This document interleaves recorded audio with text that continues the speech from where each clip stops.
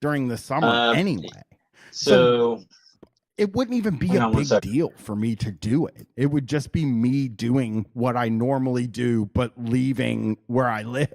But even then, if the earth is flat, it doesn't fucking matter at all. It makes it easier, really. True. You're not gonna.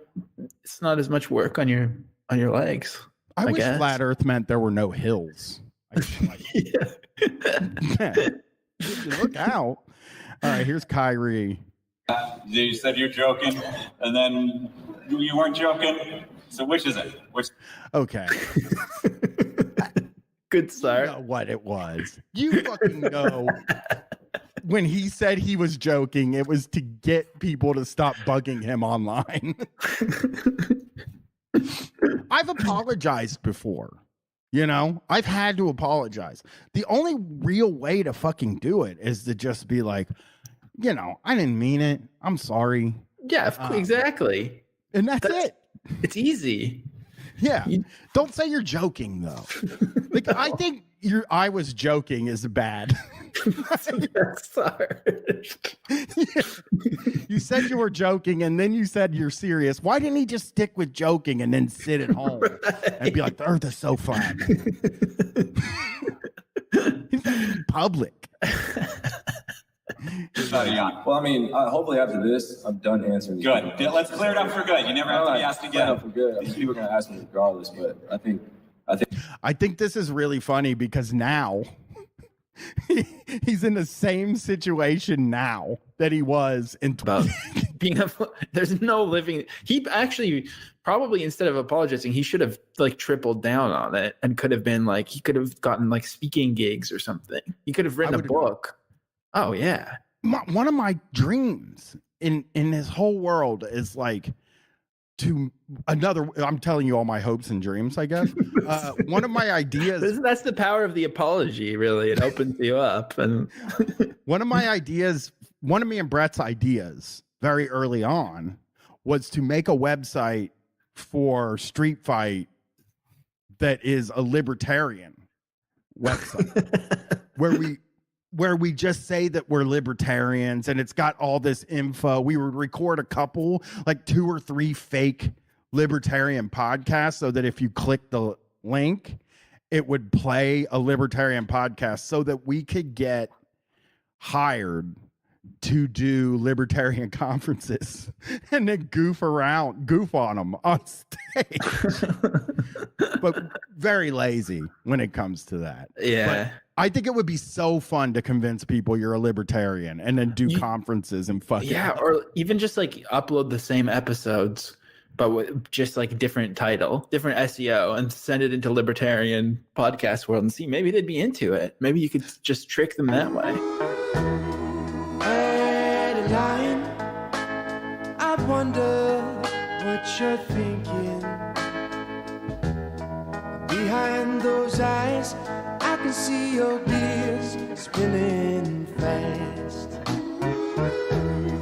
Adeline, I understand your inhibitions, but listen to me please, and I will ease your mind. 'Cause I've had a lot of time to think about what I'd say to you.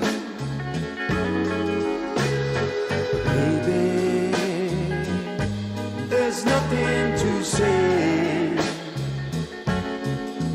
but if you'd be so kind as to listen to my last confession. I love you, Adeline. Adeline, I hope you really hear me, 'cause I love you dearly and I need you to know.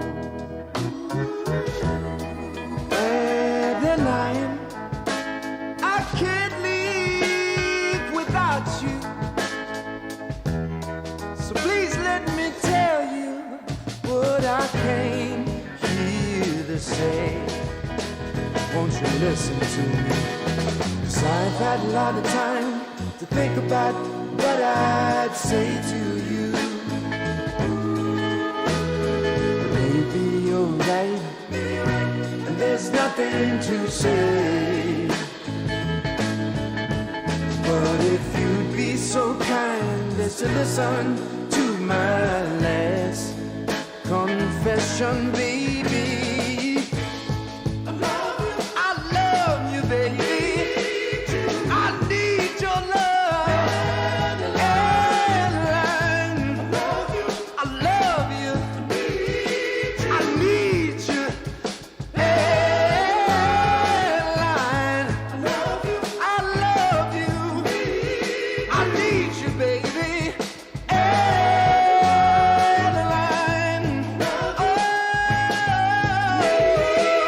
oh, I need you.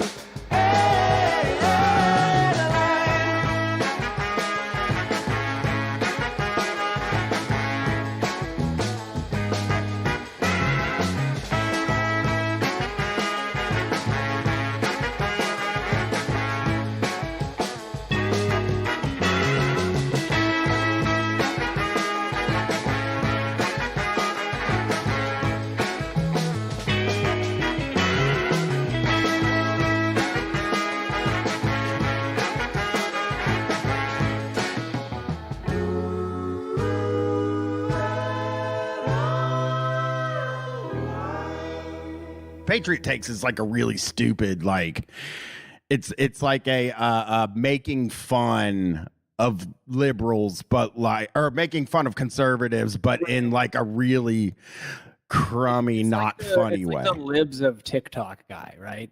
Like it's Yeah. No, it is it is there. It's like the Krasensteins if they were doing like The Onion. I was about to say it seems like something run by the Crass. It says they're partnered with Midas Touch, and I recognize that name. I feel like that's like Krasenstein adjacent, maybe.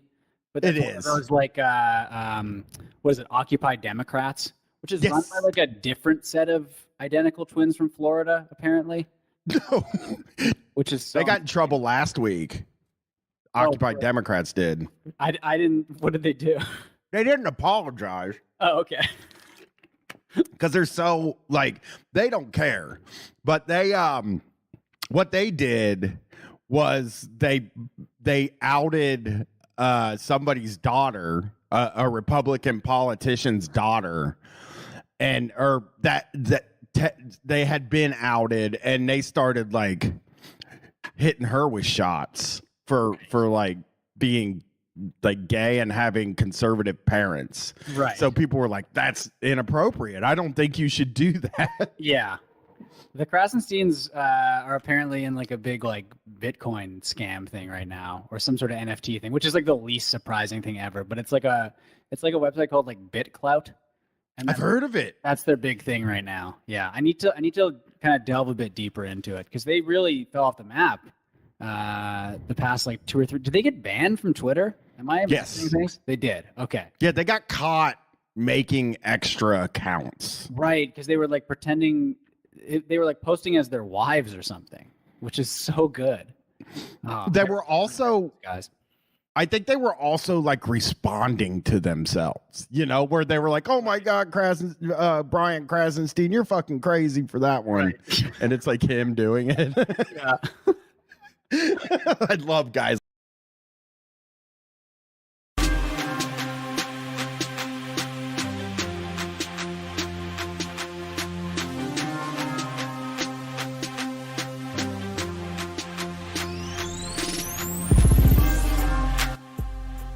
Hello, Street Fight listeners. Welcome to the live show. We are not going to have a lot of video this episode, so Peach_Bus, thank you for showing up for this live stream. We are on the worst internets of our life. I have the divorce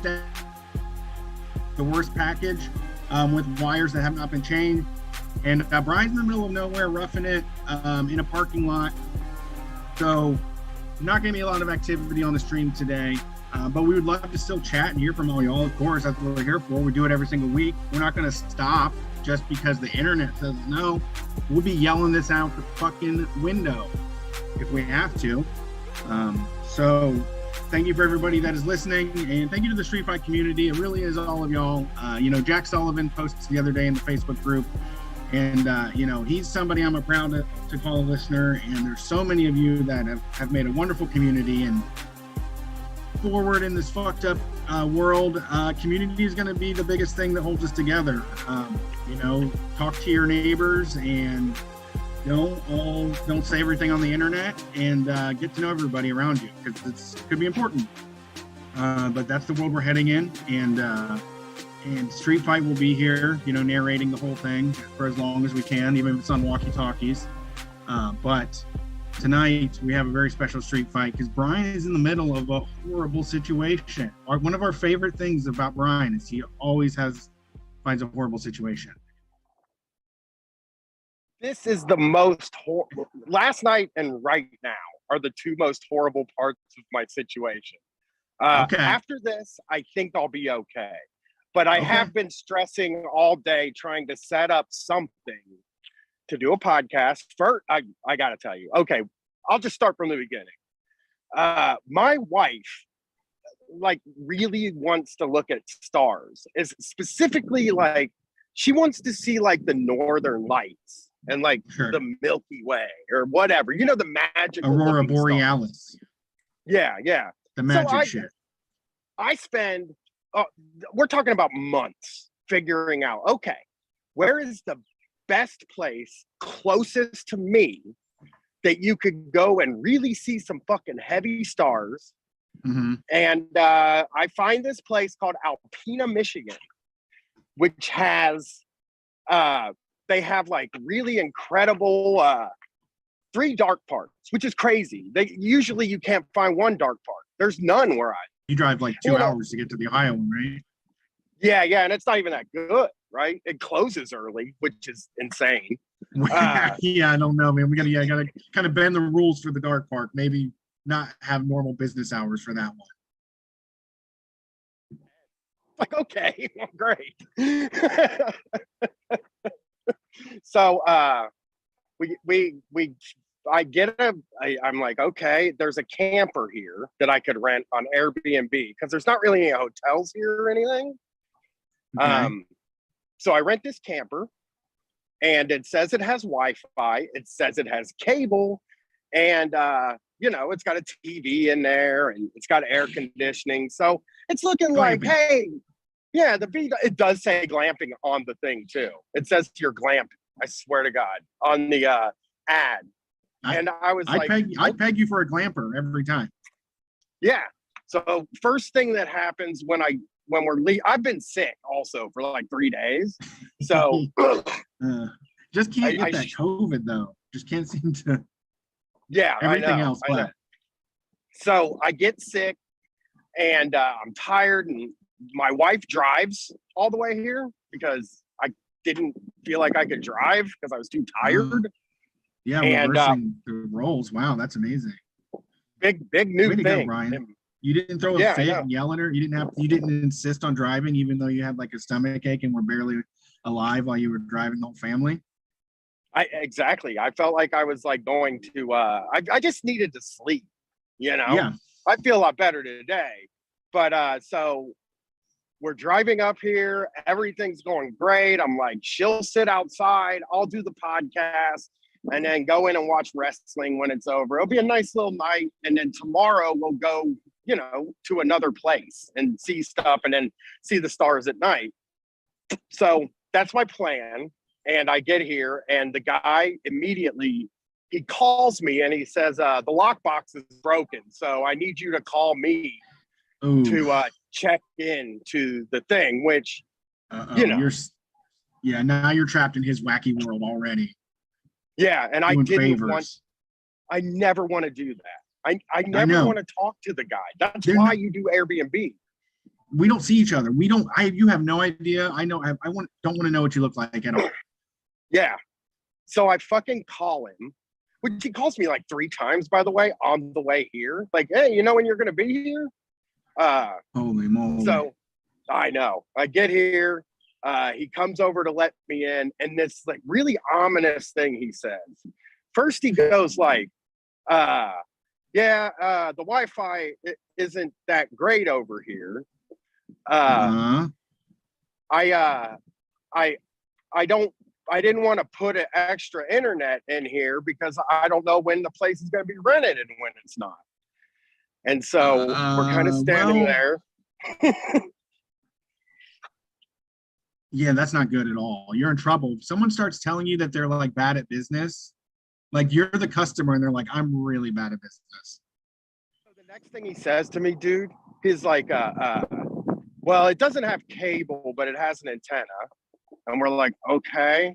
And he goes, but you don't want to watch TV while you camp anyway.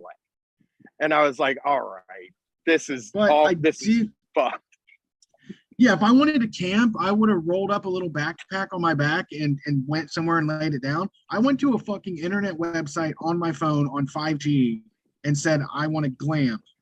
I want to go to a camper that has Wi-Fi and cable. Also, these things are minuscule amounts because whatever he gets from you staying there is 100% profit.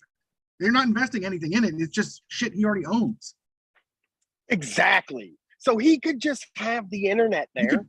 What about the $150 a night or whatever I'm paying? How about that goes toward to pay the bill for the internet for this fucking place? Exactly. Well, and also, Sam is right too. Even like vacation TV is so much better because you're like not your normal self and you can kind of just get experimental and everybody can just get caught up in something and then you have like an inside joke, for the rest of your life. So TV is essential for traveling. I know. I'm telling you, man. They have it so it looks like there's cable in there because there's a cable line running to the TV, but it runs to an antenna that you can't see. But I figured out quickly. Yeah, cable guy, real cable guy, comedian. I know. I should have told him. I'm a cable guy, right? And so then I can take a look at it for you. So I'm losing my fucking mind. Last night we just crammed a bunch of sleeping pills and my wife had some wine and we just fucking went to sleep when we got here because there was nothing to fucking do. We couldn't turn on a TV and watch TV because we didn't have any way to stream anything. I guess we could have watched regular ass TV, but I'm not fucking doing that, So I solved the TV problem by going to a coffee shop and pirating a bunch of shit on their Wi-Fi. Oh my God. And putting it on my computer. Oh my God. Seriously? Yes, that's what I did. Fuck. I went to a fucking coffee shop and pirated like 10 things on torrent sites and fucking left. You're paying money for this experience. Yeah. Well, I'm not paying it. I bought a coffee and then I mean that for this asshole that you're paying to stay at his place, it's costing you now. You have to take time out of your trip to fucking pirate. Yes. So I pirated a bunch of stuff. And I charge him. You say, hey, it's all right. I'll just prorate you for the cable. I went and took an hour or two of my time to go download some movies. That's like $40 to me. Just pay the cable bill this month straight to me instead. Oh, well, I'm not done with that part. Oh, God damn it. I couldn't get much stuff pirated just because I didn't have I don't know. I didn't have all the apps. I tried to look through DB stuff. I looked through DB stuff, but it was like I had to read and shit. So I was like, I don't have time for this right now. So what I did was I went on my phone and I opened up HBO Max and I downloaded like 8 things that I wanted to watch on HBO Max. Then I went to Walmart and I bought an adapter for an HDMI cable to my phone. And so tonight we dine on whatever it was I downloaded. On 8 very precious episodes of The Wire. Yeah. I mean, I don't know what's the choices on there. What are you thinking? I got 4 episodes or 3 episodes of We Own This City. which is, Okay. I mean, really basically The Wire, but in Philadelphia. Yeah, made by the Okay. same guys. Everything about it is. It's even got Marlowe in it. So I got that. I got a. I downloaded a true crimes thing that we had been watching about these freaks that confessed to a murder they didn't do. So that was kind of exciting. We haven't watched that yet. And then Last Night in Soho, we have Last Night in Soho, which is an Edgar Wright thriller. It's like a horror movie by Edgar Wright, I believe. So we got that. And The Princess. Wait, what was the other one? Wait, what was it? The Edgar Wright horror movie again? Last Night in Soho. Oh, it's horrible. Don't see it. Well, you have to see it. Oh, you have to. It's one of your precious movies. Sorry, I don't want to spoil it for you. It's horrible. I'm sorry if that revealed some of the too much plot details. So I got something called The Princess too, which is like John Wick, but with a woman that's a princess, I think. Okay. Like she just goes around killing people. Yeah, you're doing a lot of equality. This is like a girl's trip. It is a little bit. And then when we get back, because you know this show's going to be a hot hour for sure. It's just going to be 60 minutes. When I get back, they don't need ads. I have to try to find some kind of food, which is pretty wild here. I mean, for me, it's a little bit easier. Being a vegetarian here is not great. I don't think that my wife is having, you know, everything first of all, she ordered like a chicken, not a chicken. She ordered a wrap that at this fucking restaurant had a wrap, right? And it had a breakfast wrap and a lunch wrap, and they were both the same name. But the breakfast wrap didn't have meat, and the lunch wrap had chicken. So we got there a little before noon. She orders this wrap that's not supposed to have meat. She gets it. It has chicken, and then she keeps looking at the menu. She's like, it doesn't even fucking say chicken on the menu.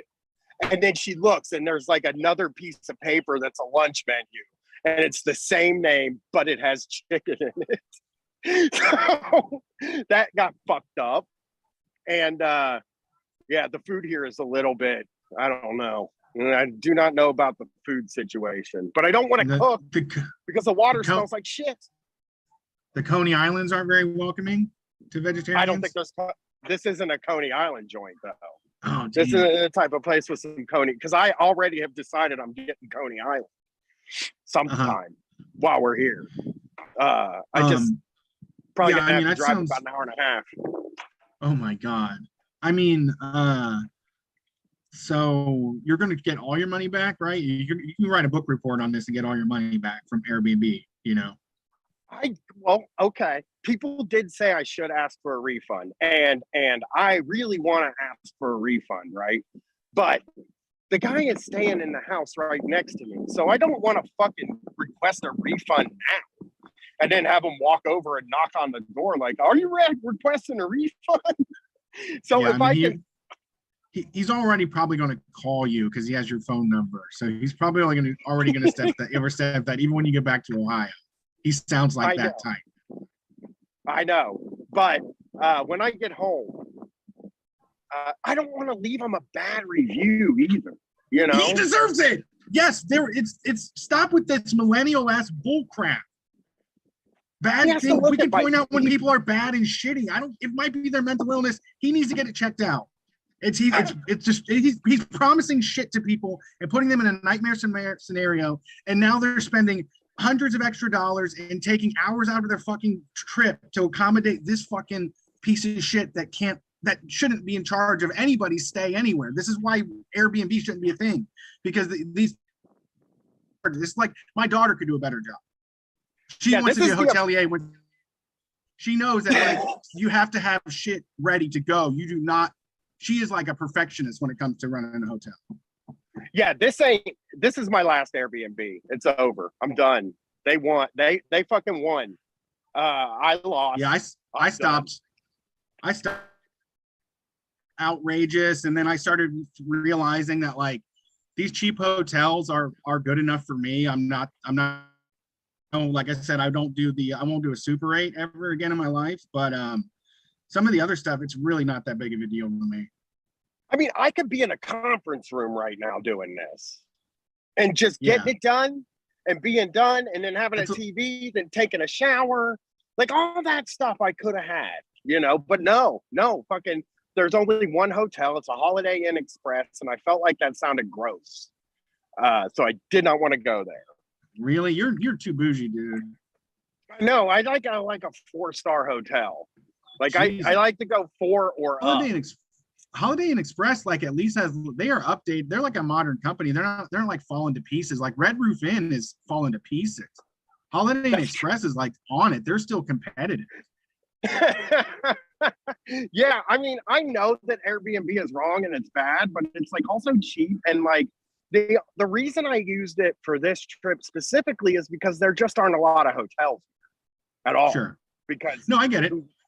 I used it. Last time I used it actually was last year, and I did the same scenario. I found someone made a camper. They had a really old 1950s camper that they turned into this thing where they had a big like spider web, like trampoline in the trees that you could go walk in, and they had like a shower outdoors for bathing and shit, and they had a little cooking area and everything. Yeah, I mean, I have a cooking area. It's just the water smells like dookie. So can't really cook with that water. Yeah. So I also have to figure, I'm basically going to eat Arby's tonight. I guarantee you what's going to end up happening is, and you know what I had for dinner yesterday? Pizza Hut. And now I've got that pizza butt. I mean, yeah, don't do it, man. You got to just eat some vegetation outside of the wood. And you're going to be in a lot of trouble. We bought a veggie tray. Get a salad, Arby's salad at least, or something. Oh my, they don't sell. They deep fry their salads at Arby's, don't they?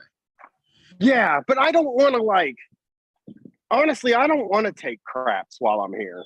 So that's also bad. I mean, you might have to think about that. I know. We bought a veggie tray because we don't want to cook. So we're just gonna eat handfuls of carrots and fucking broccoli out of a veggie tray. That's good. I'm glad to hear that. That gives me a little bit of hope. Yeah. Desperate times. It's tough, man. I think we're gonna leave a day early too. You're gonna be stronger for this. Your love is gonna be stronger than ever. We're gonna leave Friday instead of Saturday, I think, at night. You pay and for just Friday? Drive at night. Yeah.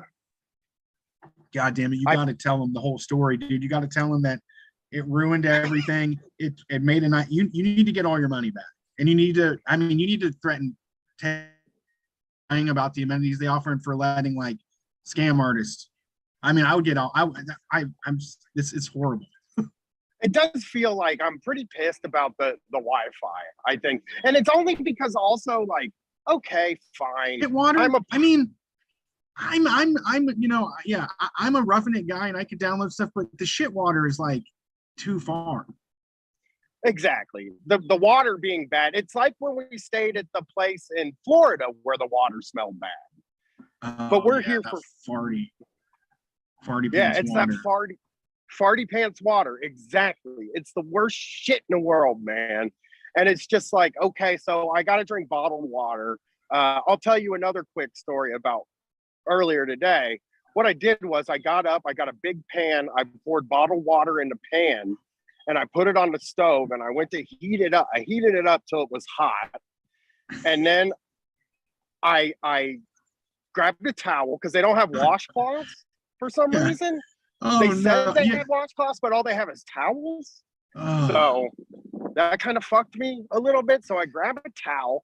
And I grab my soap that I brought and I use it on the end of the towel. And then I wipe my balls and ass with this towel. But you have to rinse that off too. So I then end up walking out to the stove and taking one of those Easy Crush bottled waters. And I stick the water in the thing and I squirt it up in my crotch like a douche. not like a douche person, like as in I did like almost a douche. Sure, it's fine. It works. It's healthy. Gets it out. That's horrible. They got you living like the hillbilly from the Looney Tunes out there. I guess, yeah. And the guy is like, "Oh, Washing out of a pot of fucking water. Like, this is glamping. And then imagine putting glamp spends $2,500 on a ticket to Coachella, and then they have to wash their armpits and douche them full of bottled water. I know glamping is just. I wanted to say like glamping not mean anything anymore. I know there should be certified. We need a glamping certification, and we can't leave it up to like the labels anymore. If it's glamping, it's luxury. God damn it. But isn't it also like a thing where like it's fine if you don't have Wi-Fi if you're in the middle of nowhere or cable? Yeah, like that's totally fucking fine. If somebody signs up to stay at a place where they want to unplug and disconnect and sit around a fucking fire or whatever, that's go fishing fucking in the dark. Great. Yeah, that's really fucking great for them, and I'm happy for them. But that is like not what you're selling. Something where I can do the things I have to without creeping around the back of your house trying to download stuff off your fucking Wi-Fi. Oh, and the most scandalous part is they have the Wi-Fi password up on the wall inside the thing. So when you get there, you're like, you're like, my phone's not finding it.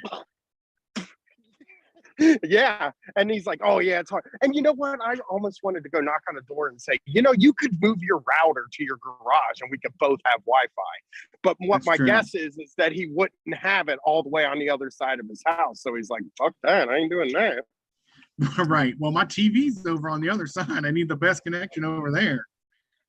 I don't know. When he said I don't watch TV when I'm camping, I should have been like, okay, why are you telling me this? Why he said that? Me this? Yeah, that's I what missed he that said. part.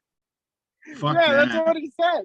And it's like, I should have asked him why he told me this, because I wanted to say, bro, I'm not camping. I'm glamping. And glamping has TV.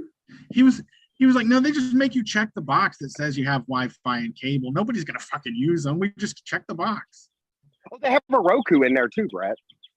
Oh, great. That you can't use, but it's sitting there when you get in there, so it's in the pictures when they take the pictures.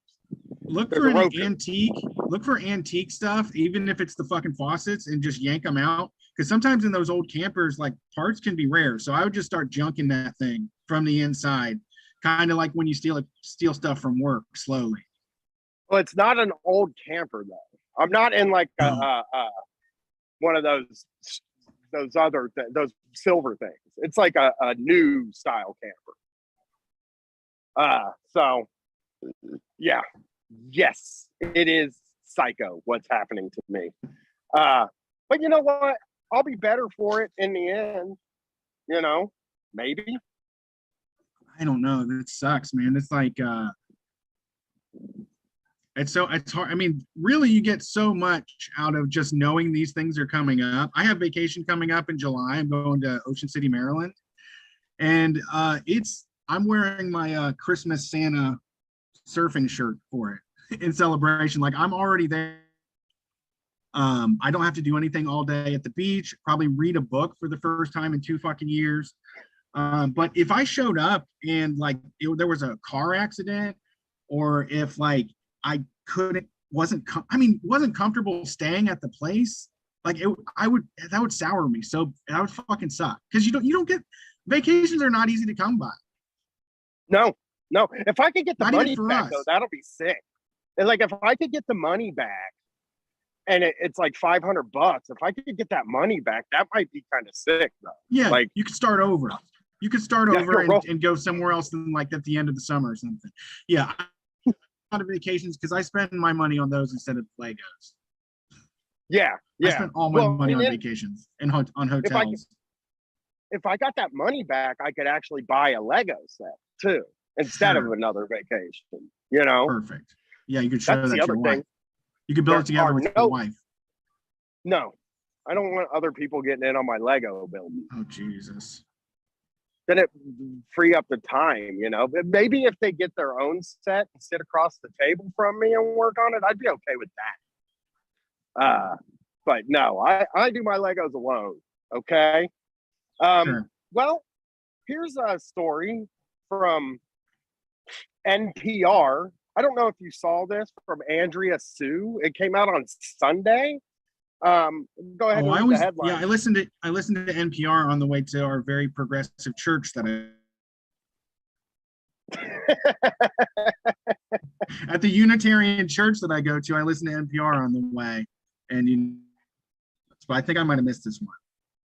Oh, okay. Well, this was on the website. It showed up on Twitter on Sunday, and I saw it, and I was relatively shocked by this thing. Not shocked, because NPR is NPR. You know what I'm saying?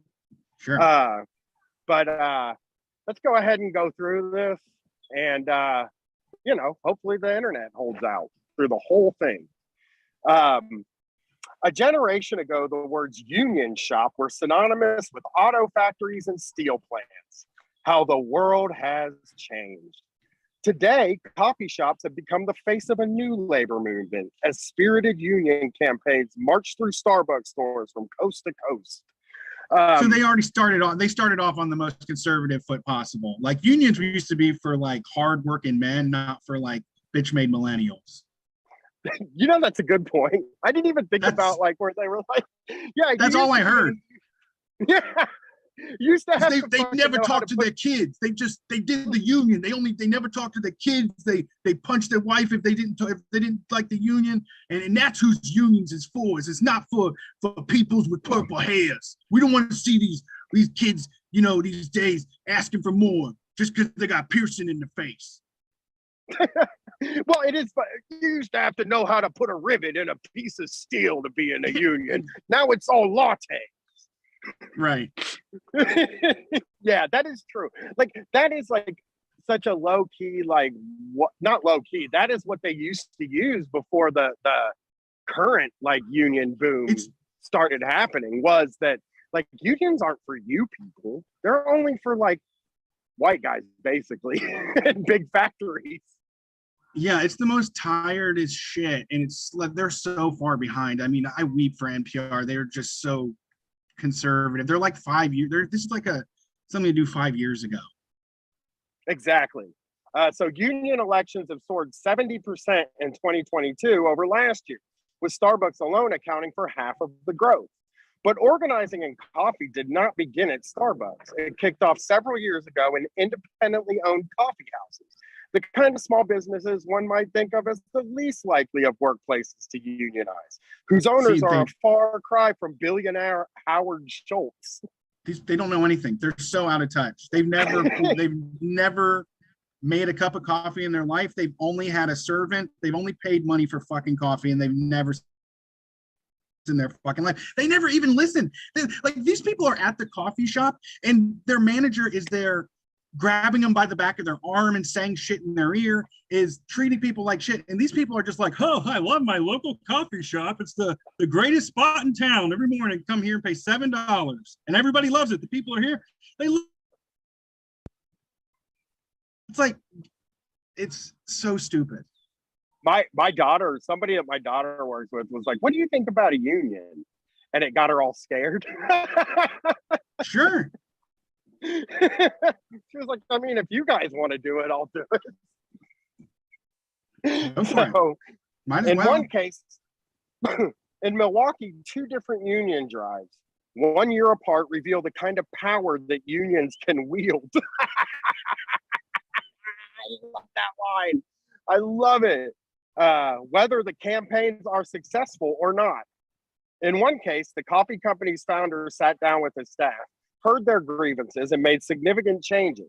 His cafes has remained union-free. Well, that is a way to do it, though, right? Yeah, I mean, it's better to be represented and have that all the time. But I also think definitely utilizing, this is more, independent or wild or IWW, just if everybody gets together and says like, we're going to form a union, I guess you can get bought off, but, I don't think that's going to be better for the relationship, because now they're going to think they did something for you, and they want you, the next requests after that are going to be like, scram, But you can scare the shit out of them and probably get some of what you want, right?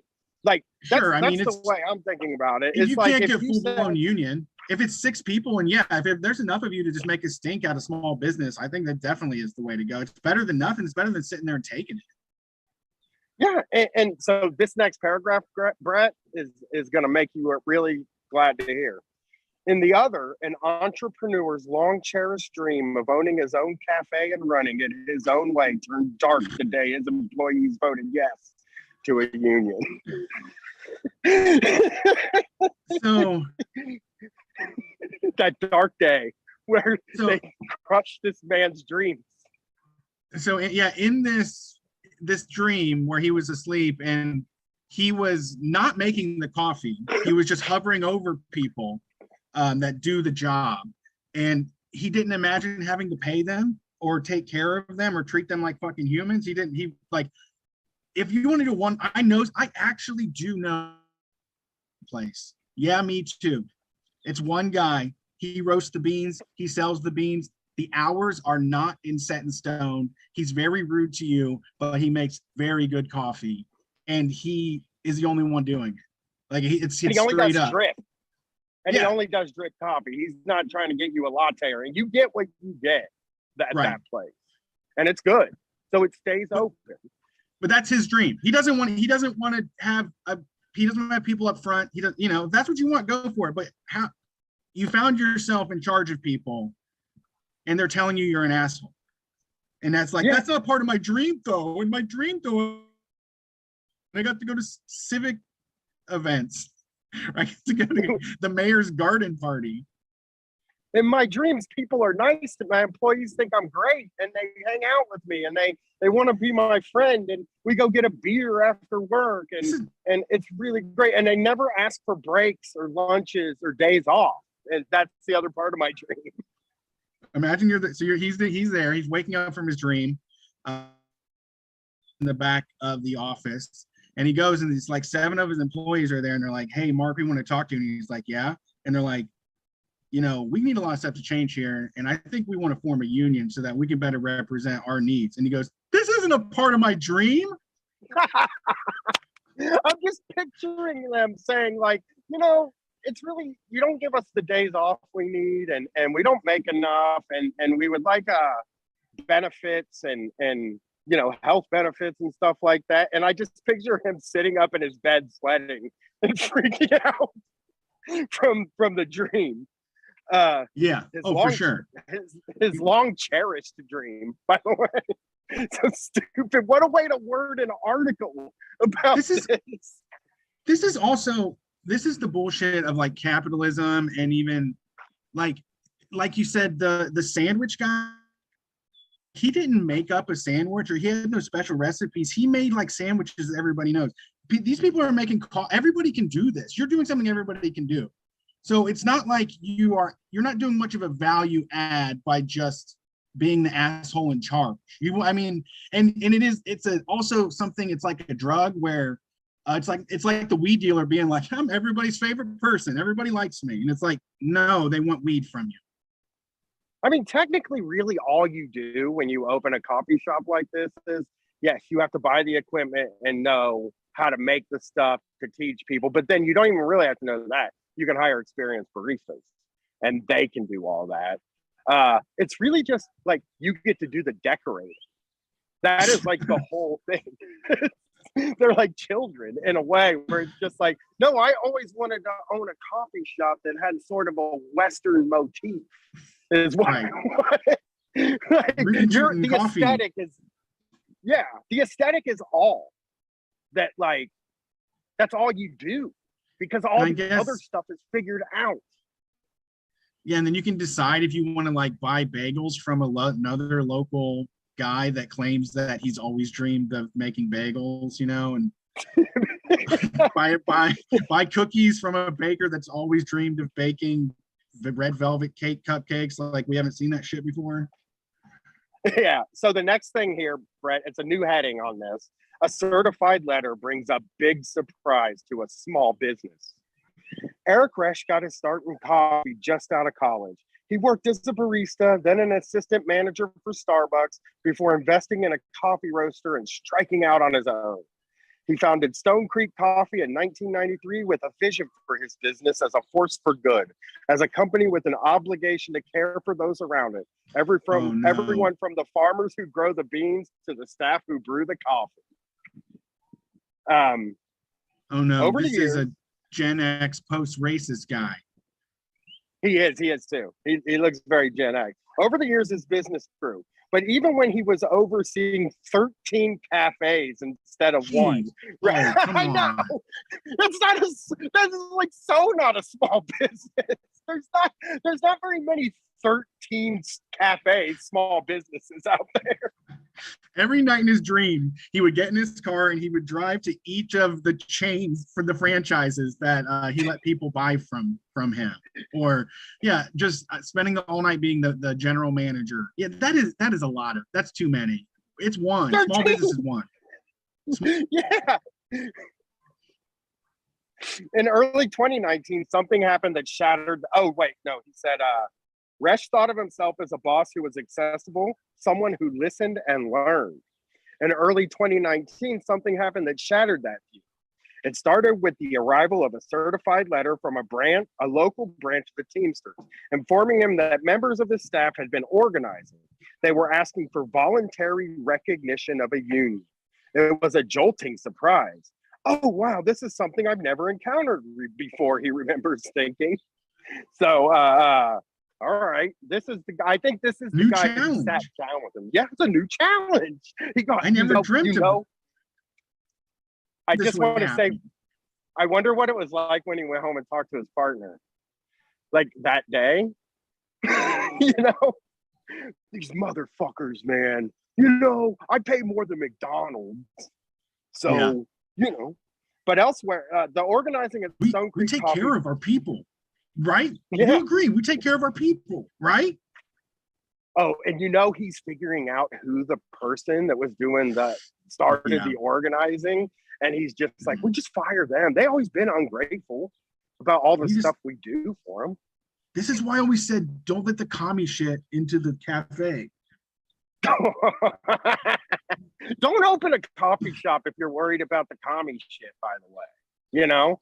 Like, I mean, I guess you could open up Black Rifle Coffee Club or whatever, but like, it's pretty well known that the commie shit happens in coffee shops. Like, I think it's weird that we didn't really ever consider, like, why not just try unionizing Starbucks one at a time? Because, like, that's a place where the employees would be much more likely to vote for a union, you know? Yeah, and also it helps because certain stores are put under such extreme stresses that people are like, fuck it, I'm ready to risk it all because this is horrible.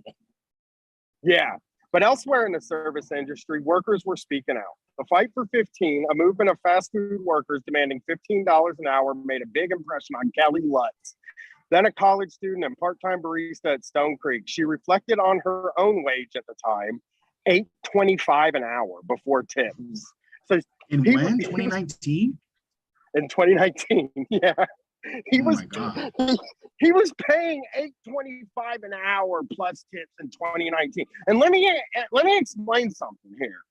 The tips that people think the tips at the coffee shop are insane, or like you're gonna get tips because we tip decent when you go to a coffee shop, but some people don't tip at all, right? And some people tip like 15 cents, 25 cents. Like Gwen leaves maybe $10 in it in one day from the coffee shop in tips. Yeah, I was gonna say, I mean, it's like the same people that like if they see a homeless person, they just pretend like they don't fucking exist. They also pretend like that tip line doesn't fucking exist every single time. And they just steal themselves. And that's most people. Don't give a fuck. Yeah. They're just like, sorry, buddy. I gotta get mine. I mean, let me say this about Starbucks even though. Like, you can't tip if you order mobile unless you have cash in your pocket and you stop on the way in. Right? God so damn. like, yeah, you can't tip on the app. So like sometimes I just take like, if I have $10 in my pocket, I just throw it in there for the times I don't. It's the best that I can figure to do because I don't carry cash. But it says she reflected on her own wage at the time, $8.25 an hour before tips, and came to a conclusion. What I make can't even pay for 2 lattes. It didn't make sense to her. After all, she thought baristas are the ones who take on the stress when someone calls out sick, when the lines are long, or when the air conditioning isn't working. That all adds up over time, Lutz says. So, I mean, she's got a really good point there too. This guy owned 13 coffee shops. He's paying $8.25 an hour. He ain't making the fucking lattes. If somebody calls in sick, he can't fucking do that because I'm sure there's fucking 13 stores. I mean, I believe in 2019, I still believe the rent was about $1,000. It was, you know, it's 2,000 now. It was $1,000, $300 a week. That they're going to get taxed on as well, so they're not getting that whole fucking thing. And then expecting to just have customers pick up the rest. Like, and especially on, it is like coffee's tough to tip on because like if you spend $5, you know, like I'm not going to spend 10. I don't want to double the price, but it does seem like if everybody chipped in $1 or $2, but then I do end up doing 5 because I know that people are fucking expecting, you know, us to pick up the tab. Yeah, for sure. I don't know. It's a mind game. Yeah, then a Facebook post from the Teamsters Local 344 popped up on her feed. She got in touch with an organizer there and began spreading the word across Stone Creek cafes about her union bid. For Resch, it was a humbling moment. He thought he'd put systems in place at Stone Creek to capture all sorts of feedback from employees, good and bad. Now he realized those systems were broken, that is, come on, dude. Like, yeah. How can you really be a boss and think that your feedback system's gonna work? You know, even if it's like, what did you say? Can you repeat that? Because you kind of broke up for me. Oh, how could you be a boss and think your feedback system could like they don't work. Those feedback systems where they're like, hey, just put an anonymous thing in or feel free to talk to me. I don't get mad. Or you know, I can take criticism. That stuff doesn't work. And plus, again, it does work for them because that's what they always dreamed about. In their dream, they stand up in front of everybody and say, "You can say whatever you want to me. I'm a chill guy," and nobody says anything because they just love working there so much. Yes, yeah. A week after receiving the certified letter, Resch began holding workshops. He wanted a chance to make things right without a union. I stood before my team, he says. I said, talk to me. What is it that I've missed? What is it that you're all asking for? Resch believed strongly that a union had no place at Stone Creek. He feared it would interfere with relationships he built with his staff. No, that's not. No, like what you're doing now is interfering with relationships you built with your staff. Your staff wants a union. Yeah, I mean, I think I just don't. Yeah, I just wouldn't be resistant at that point. I would be like, okay, you really got together to do this. So you know, I'm not paying attention. You know, apparently. Well, dude, I didn't realize how much I don't fucking know. But I'm not also an arrogant guy. Like I am an arrogant guy, but I'm not this guy. But no, I'm saying like how does your union like how do you see them say they want a union, have meetings, and then say a union might fuck up my relationship with my employees, right? Where it's like, so I mean, your relationship with your employees is fucked up. They want a union. Like they asked for a union. They're saying it's fucked up. And you're just like, oh. All businesses are the biggest dysfunctional family because this is the same gaslighting and patriarchy, like parental type bullshit of just like, guys, I've been listening the whole time. I've been here, you know, like just reach out. And it's like, no, you didn't. You fired people, you yell at people, you make people feel very uncomfortable. And because you want everybody to think that you're a good fucking guy because you're a hippy dippy dude from 92 and you're fucking failing. You know, but like it makes if it makes money, if they can make 13 of them, there's always a bunch of people. There's lots of fucking people on the outside that'll keep shit running. You know, but yeah, it's like a fucking someone saying like, I want to get divorced. And they're like, what? Are you serious? Where'd this come from? It's coming. I thought everything was going great. Yeah. What? We scream. That's how we talk. We scream when we talk. It makes our points for us. Yeah, so he said no to the voluntary recognition and hired lawyers to help him get through the next steps. For that, Resch was labeled a union buster. His workshops were disparaged as captive audience meetings. But that's what they were. They were. But I don't want you to meetings. think that. I don't want you to think that, though. I didn't want you to think that. That's not. You can't think that. That's not fair because I didn't dream it that way. It was emotionally draining time, but he emerged from those workshops with a clear sense of what had gone wrong. People felt unseen and unheard. There were not enough ways for workers to get their ideas and perspectives across. Organizing a union was certainly a way to do it, but there are certainly other ways to come at the problem, Resch says. He was relieved that a majority of his employees agreed. The staff voted down the union, allowing him to take a deep breath and reflect. I learned a lot, Resch says. I changed the company a lot. So Resch took 4 months to ponder what he heard from employees, then he got to work. He took significant steps to address some of the pressures staff faced on the job. He created 2 traveling positions, 2 baristas who are available to cover shifts in any Stone Creek cafe when someone calls out. He also created new pathways for employees to speak up. He formed an employee council that he meets with every other month and holds regular company-wide meetings where anyone can take the floor. Now it's someone's job to report back on what's being done with the feedback collected. Resch wants his employees to have a better understanding of the challenges he faces, including financial uncertainty.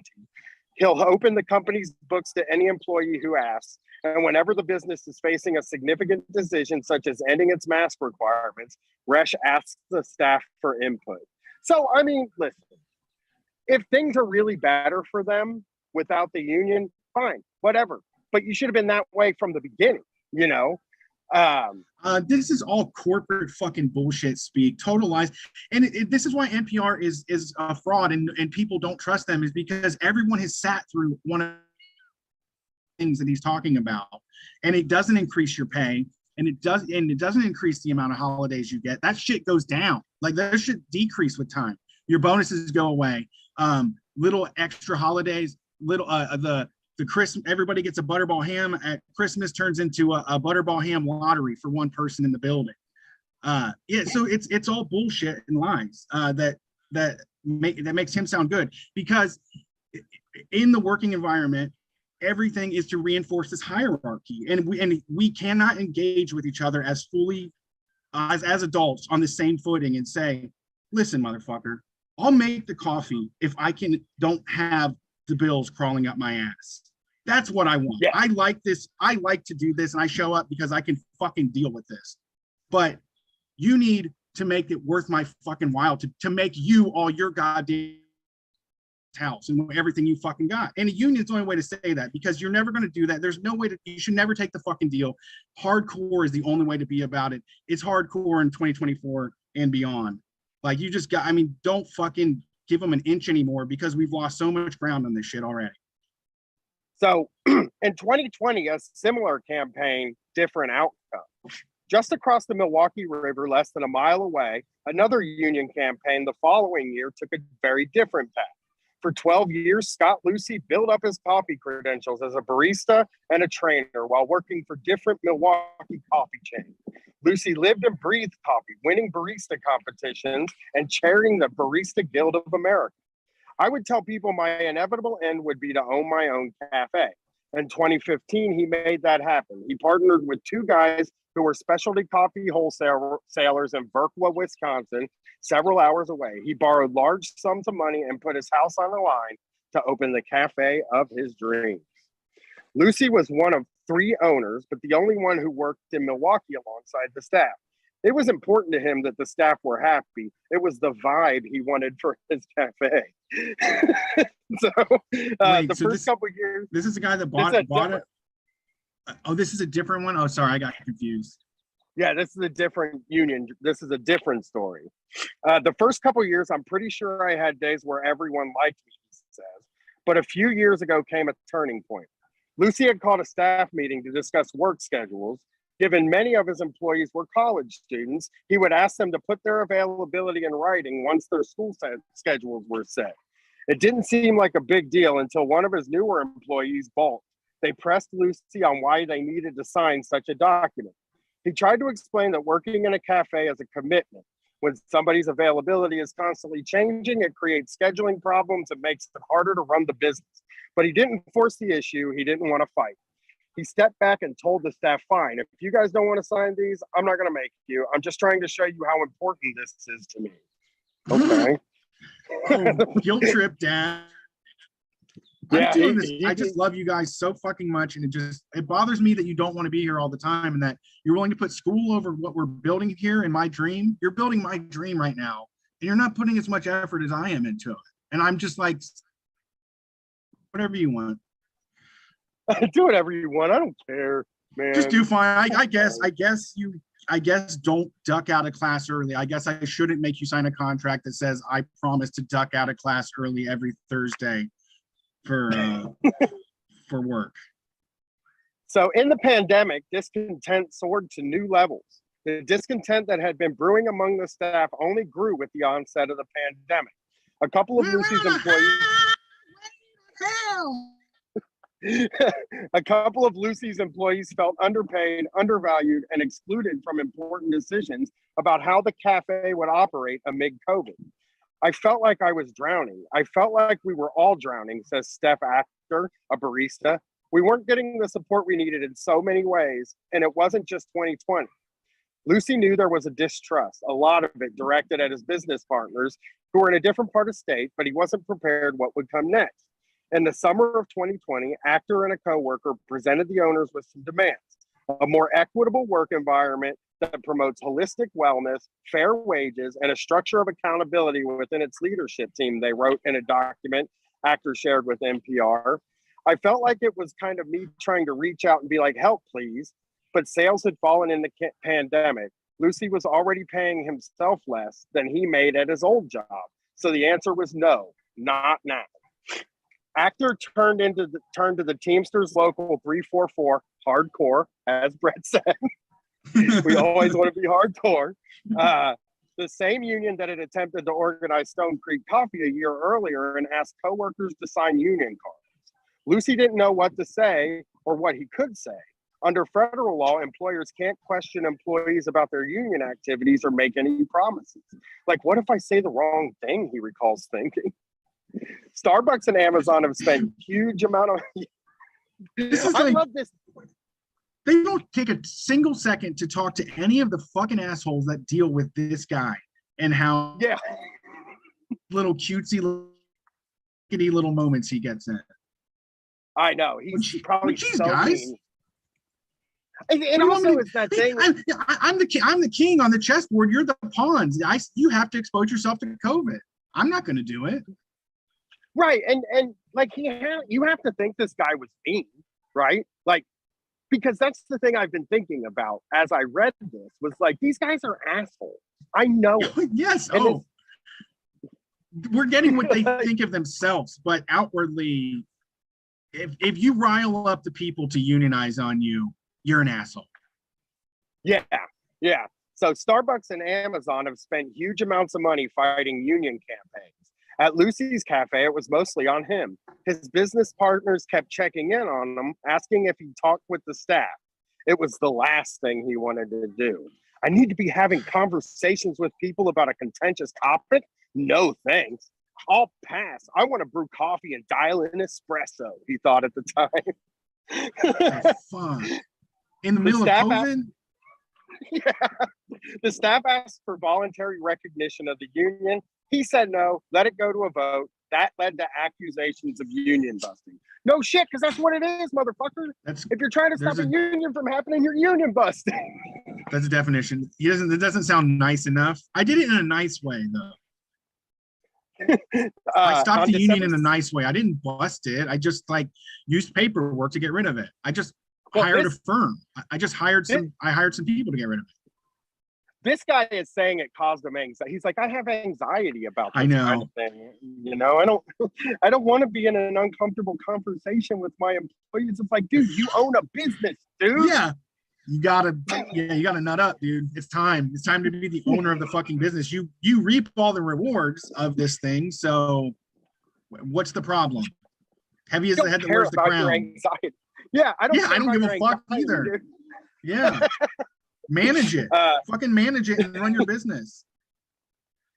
On December 16th, the votes They're were never counted. they're never gonna ask. Sorry, go ahead. On December 16th, the votes were counted. The final tally, 3-2 for the union. One person didn't vote. Days later, the owners closed the cafe indefinitely, citing issues due to the pandemic. See, and then all you do is open a new one. Yeah, You can get away with fucking murder. You got away with murder, or what? You got away with euthanizing a situation that made you feel bad, or whatever you would call it. I don't know. The following spring, Lucy bought out his business partners, a move the three owners agreed was better for everyone. He renamed the cafe likewise, hired back staff under federal law. The union remained intact. So, the union what? The union remained intact because you can't just close. Right. And working with the Teamsters, Lucy's 6 employees negotiated a contract that includes some of what they've been seeking. 1 month schedules posted 10 days in advance. That's sick. That's fucking cool. A clause preventing How hard Lucy is that from to do? I know. That's how I fucking feel too, dude. That isn't even that hard. That's an incredible benefit too. I mean, that is like a thing that costs you absolutely fucking nothing that you could do that would improve the life of the people that work for you.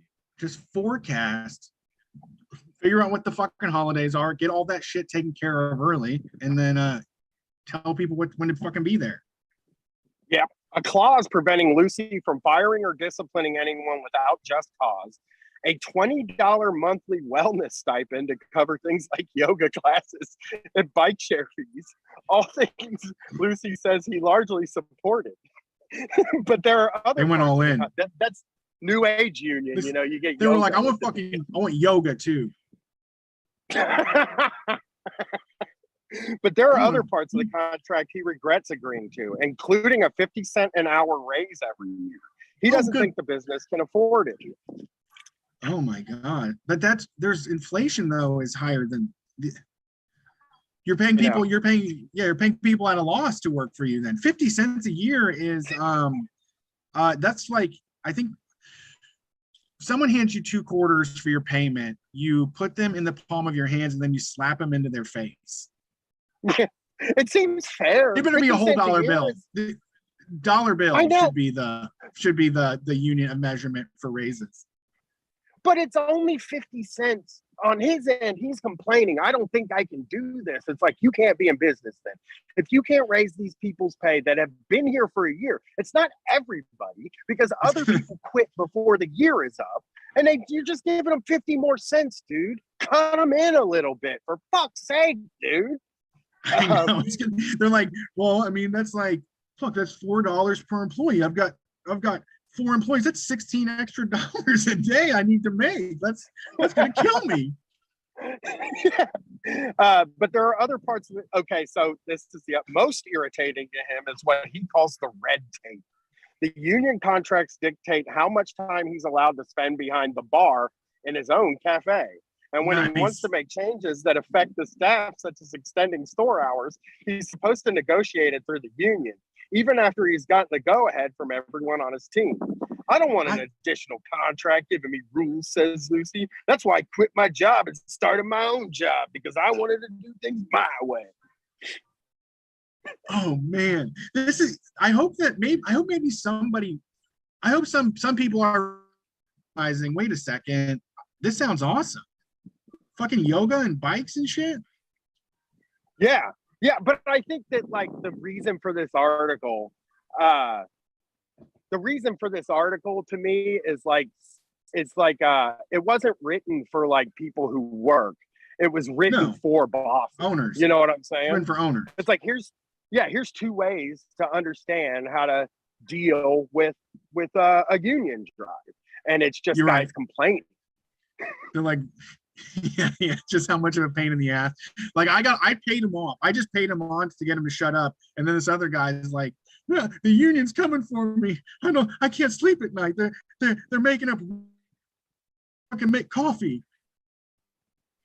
Yeah. So wait till he gets grievanced. Oh well, let me say this. Actor, now the shop. Where's it at? Actor has been holding Lucy to the contract, filing grievances whenever he skirts the rules. After everything that we went through to get this first contract, I feel really invested in making sure it works. Yes! But then, yeah, they're doing grievances on the guy too. They It's did incredible. it. Yeah. See, this is why you don't take the payoff. The payoff is a one-time. The payoff is like a bad deal. The payoff is a reverse of the lottery, because the payoff is you get everything up front. The long deal is it.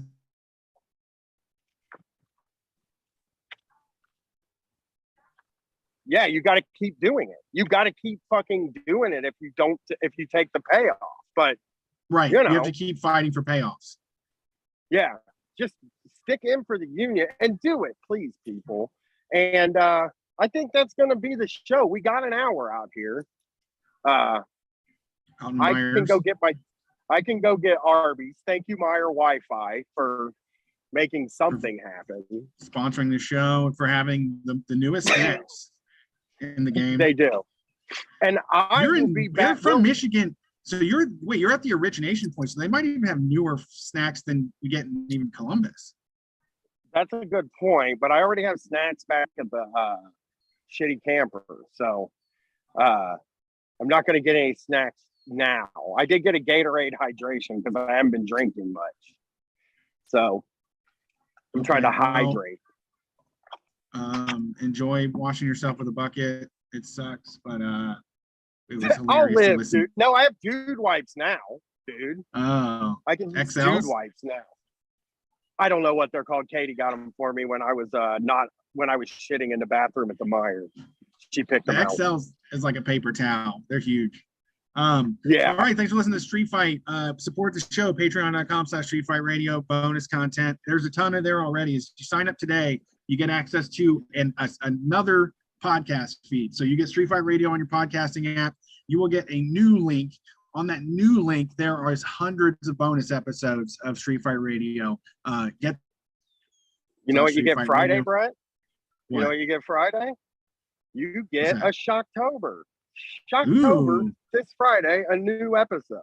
So some Great reason to new jump in. man cow content. Yeah.